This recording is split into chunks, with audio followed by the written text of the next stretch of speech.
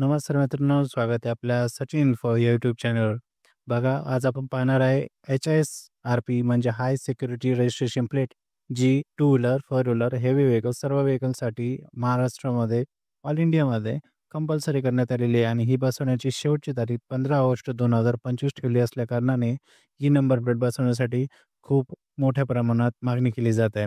बघा, ही number plate कशाप्रकारे असणार आहे, यामध्ये बघा तुम्हाला सर्व डिटेल्स इथे पाहायला भेटतील. यामध्ये बारकोड कसं असणार आहे, कोणता नंबर, यामध्ये 9 डिजिटचा लेझर इच कोड असणार आहे. त्यानंतर जो रजिस्ट्रेशन नंबर आहे गाडीचा तो यावर दिलेला असणार आहे. त्याच्यामध्ये सिक्युरिटी मार्क्स दिलेले असणार आहेत. त्याचबरोबर बघा, ह्याची जर आपण गुगल घेऊ तर आपल्याला पाहायला भेटेल 15 ऑगस्ट लास्ट दिवस आहे. यानंतर मात्र आपल्याला RTO मार्फत चार्ज केलं जाऊ शकतं. बघा, याची जर ऑफिशियल वेबसाईट पाहिली तर आपल्याला बघा